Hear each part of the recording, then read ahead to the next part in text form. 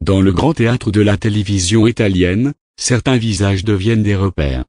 Des voix que l'on reconnaît immédiatement, des présences qui traversent les époques sans jamais perdre leur éclat. Ilaria D'Amico fait partie de ces figures rares, de celles qui marient l'intelligence, la grâce et la passion avec un naturel presque déconcertant. Née à Rome le 30 août 1973, elle a su transformer sa passion pour le sport en une carrière brillante et profondément respectée. De la série au débat politique, elle a conquis les écrans italiens en devenant bien plus qu'une simple présentatrice, une référence. Des débuts prometteurs destinés à une carrière en droit, Ilaria entame des études à l'université La Sapienza de Rome.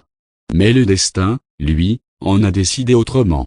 À quelques examens de la fin, elle abandonne la voie académique pour répondre à un appel plus vibrant, celui des médias. C'est en 1997, grâce à une recommandation familiale, qu'elle fait ses premiers pas à la télévision. Elle rejoint alors Renzo Arbor sur Rai International, et coanime la Giostra del Gol, un programme conçu pour les Italiens vivant à l'étranger. C'est le début d'une aventure passionnante. Une étoile du journalisme sportif, les grands événements sportifs deviennent vite son terrain de jeu.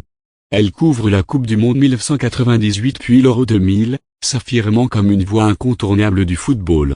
En 2001, elle obtient sa carte de journaliste professionnel et anime 3 saisons de Come siamo bene state sur RTRE, où elle confirme son aisance à l'écran et sa polyvalence. Mais c'est en 2003 que sa notoriété explose avec son arrivée sur Sky Italia. Elle devient l'âme du Sky Calcio Show, une émission dédiée au championnat de Serie A pendant plus de 10 ans. Elle y impose un ton unique, rigoureux, passionné, mais toujours élégant. Elle couvre ensuite la prestigieuse Ligue des Champions, poursuivant son ascension. Une carrière en or en 2009, son travail est couronné par le prix Ischia de la meilleure journaliste sportive. Ce n'est pas seulement son expertise qui est saluée, mais aussi sa capacité à rendre le football accessible, vivant, humain. Mais Ilaria ne se laisse jamais enfermer dans une seule case. En parallèle de sa carrière sportive, elle explore de nouveaux horizons, politique, culture, société. Elle anime des émissions comme Exit sur LA7, puis Lo Spoglio, un format politique sur Sky TG24. En 2006, elle se rend même en Libye pour interviewer Mouammar Kadhafi. Une femme aux multiples facettes, sa voix, reconnaissable entre mille, se prête aussi au monde du cinéma. En 2008, elle double le personnage de Safira, le dragon majestueux du film Eragon. Elle participe aux émissions spéciales des Oscars sur Sky Cinema et fait même une apparition dans l'Allenatore nel Pallone 2, où elle joue son propre rôle.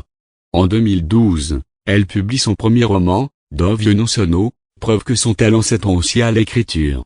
Et en 2022, elle effectue un retour remarqué sur Rai 2 avec le talk show Chez ce accent grave di Nuovo, un programme qui mêle réflexion, actualité et humanité. Vie personnelle et engagement. Derrière l'icône médiatique se cache une femme sensible et engagée. Ilaria est maman de 2 enfants, Pietro, né de sa relation avec l'entrepreneur Rocco Attisani, et Leopoldo Mattia, né en 2016 de son union avec le célèbre gardien de but Gianluigi Buffon. Ensemble, Buffon et D'Amico forment l'un des couples les plus admirés d'Italie. Ils officialisent leur mariage en septembre 2024, scellant une histoire d'amour née dans la lumière mais nourrie dans la discrétion et la complicité. En 2021, la perte de sa sœur Cassia marque un tournant dans sa vie. Bouleversée, Ilaria décide alors de prendre ses distances avec le monde du sport, pour se consacrer à des sujets plus profonds, plus humains. Une décision qui témoigne une fois de plus de sa sincérité. Conclusion. Ilaria D'Amico, c'est l'alliance parfaite entre rigueur et délicatesse. Une journaliste passionnée, une femme engagée, une mère attentive et une communicante brillante. Elle a su traverser les genres, les formats et les années sans jamais perdre ce qui fait sa force, son authenticité. Qu'il s'agisse de commenter un match, d'animer un débat politique ou d'émouvoir à travers un livre, elle le fait toujours avec une intensité rare, et une élégance infinie.